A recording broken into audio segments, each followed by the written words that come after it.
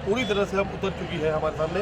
यहाँ पर सुहेल देव भारतीय समाजवादी पार्टी जो है पूरी तरह से आ चुकी है। हमारे साथ में से अध्यक्ष ओम प्रकाश राजभर जी हैं, जो कि उत्तर प्रदेश के पूर्व मंत्री भी रह चुके हैं। पूछेंगे कि किस तरह से अब इस सरकार में जुड़ने का इरादा आपने किया।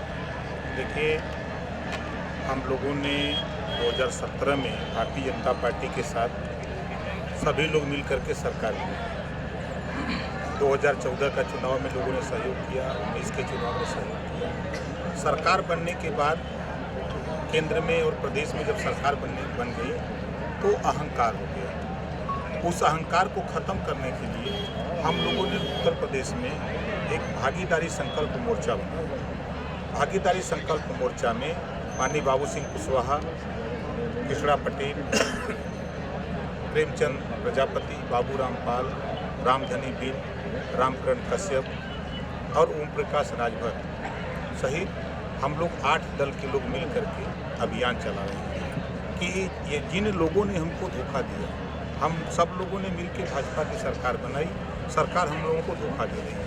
ऐसे धोखा देने वाले लोगों को हम लोग सत्ता से बेदखल करने के लिए अभियान चला रहे हैं। जिस अभियान में आपने देखा होगा कि मैं यहाँ जब चुनाव होने वाला था तभी मैं आया था, तो माननीय उद्धव जी से मैंने मुलाकात किया था और बातचीत हुई थी। उसके बाद दृश्य आपने देखा, मैं झारखंड गया, वहाँ का दृश्य देखा, दिल्ली भी मैं गया, वहाँ का भी दृश्य देखा। अब आने वाला बिहार में फिर चुनाव होने वाला है। बिहार से ही नहीं, पूरे देश से भारतीय जनता पार्टी को ख़त्म करने के लिए हमें जिसके भी ज़रूरत पड़ेगी हम उसके साथ करेंगे। अगर बात करें तो अगर शिवसेना की बात करें, जिसके साथ में आपकी चुके पड़ रहे थे, तो कहते हैं कि विचारधाराओं की अगर बात करें तो कहीं ना कहीं अगर बात करें तो इस नई सरकार बनने के पहले भाजपा के साथ में उनका जो एक विचार था दोनों का एक स्तर पे चल रहा था, लेकिन अचानक बदल जाने के बाद में अब देखा जा रहा है कि जिस तरह से मतलब इसके बाद एक अब नए नए फैसले खासतौर पर शिवसेना की तरफ से लिए जा रहे हैं, क्या लगता है कितने सही हैं और कितनी सहमति आपके उस विचारों के साथ में है? देखिए, भारतीय जनता पार्टी जब तक इनके विचार को मानी तब तक तो सही है। जब जो देश में बाबा साहब डॉक्टर अम्बेडकर ने संविधान में व्यवस्था दिया है, समता, स्वतंत्रता, बंधुत्व और न्याय, जब उस पर कुठाराघात भारतीय जनता पार्टी ने शुरू किया तो फिर विवाद शुरू हो गया पूरे देश में। आज इनका साथ तमाम दलों के लोग छोड़ते जा रहे हैं और समान विचारधारा के लोगों को मिलाकर के हर जगह सरकारें बनती जा रही हैं। और आपने देखा कि 8 महीने में 8 राष्ट्र इनका गया और आते आते 24 पूरा देश इनका चला जाएगा, कोई इनके साथ खड़ा नहीं मिलेगा। देश अमन चैन चाहता है, देश तरक्की तभी करेगा जब देश में शिक्षा हो। नौजवान 90% बेरोजगार है, उसको रोजगार मिले। उसकी भी सोच नहीं है देश में सिर्फ हिंदू मुसलमान को लड़ा करके नफरत की दीवार खड़ा करके कुर्सी हासिल करना, ये अच्छी बात नहीं है। यह इस देश में सभी धर्म के लोग रहते हैं, अमन चैन से लोग रहें, भाईचारा से रहें, आपस में लोग मिलके रहें, देश में रोजगार लोगों को मिले, नौकरी मिले, लोग बेहतर जीवन जिए। और जो दुनिया के तमाम देशों में गरीबों को निःशुल्क शिक्षा स्नातकोत्तर तक है, वो शिक्षा गरीबों में पूरे देश में लागू हो। इस बात को लेकर के जब साथ हम लोग गए, जब वो नहीं कर रहे हैं तो फिर हम लोग हट करके अपना दूसरे ढंग से हम लोग एक नया विकल्प तैयार करके हम लोग काम करेंगे। वर्तमान सरकार की अगर बात करें महाराष्ट्र में, तो जिस तरह से अब सीए और एनआरसी को लेकर विरोध किया जा रहा है, लेकिन इसकी जो नींव रखने का जो काम किया गया है वो कांग्रेस की तरफ से किया गया। कितना समर्थन आपकी तरफ से सीए और एनआरसी को?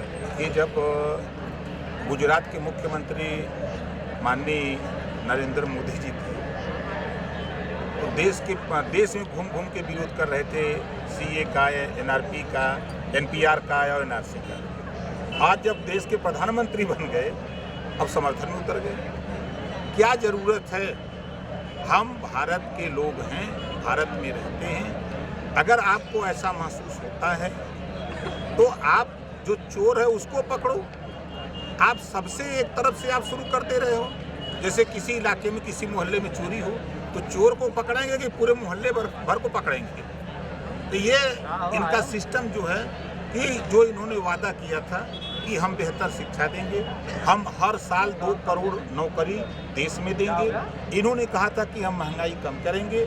जब उस समय कांग्रेस की सरकार थी तो उस समय प्याज 20 रुपया किलो थी। तो माननीय मोदी जी ने कहा था कि हम गरीबों के जो प्याज, रोटी, नमक कांग्रेस छीन रही है, हम हमारी सरकार बना तो हम इसको ठीक कर देंगे। तो गरीबों ने सरकार बना दिया, तो 20 रुपया से 200 रुपया किलो प्याज बिचवा दिया। मोदी जी ने कहा कि हम महंगाई कम करेंगे। गैस सिलेंडर जब 2014 के पहले 340 रुपये में था, आज 900 रुपये हो गया। आज वो महंगाई नहीं दिख रही है। मोदी जी ने कहा कि जनधन हमारी सरकार बनाओ, जो विदेश में काला धन जमा है हम वहाँ से ले आएंगे, 15-20 लाख गरीबों तेरे खाते में दे देंगे।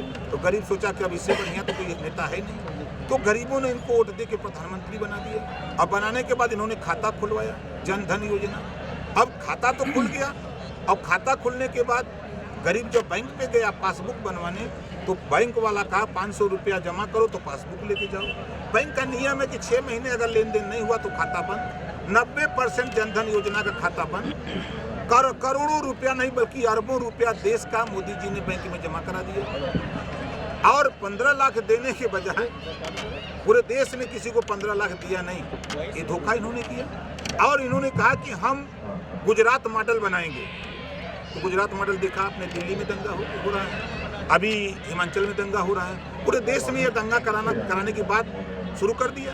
तो ये देश नफरत से नहीं चलेगा। आप देश के प्रधानमंत्री हो, किसी एक वर्ग के नहीं हो। संविधान में 4 जातियां हैं, चारों जातियां, पिछड़ा, दलित, अल्पसंख्यक, सामान्य वर्ग, सबके आप प्रधानमंत्री हो।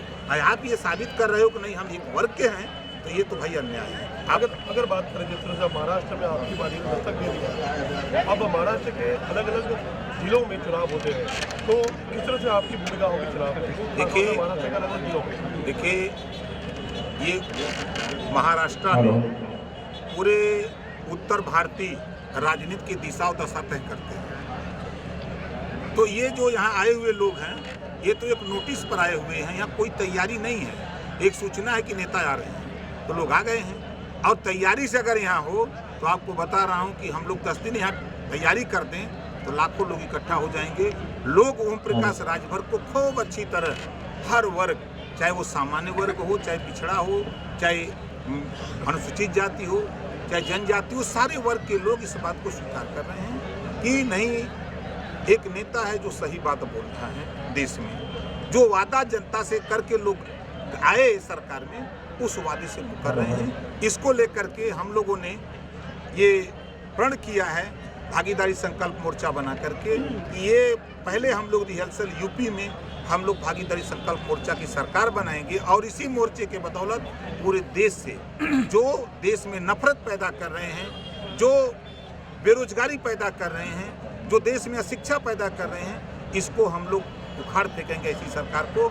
24 में हम लोग देश में भी हम सब लोग देश के लोग मिल करके हम लोग देश में सरकार बनाएंगे। एक अंतिम प्रश्न, महाराष्ट्र के बाद अगला राज्य कौन सा होगा?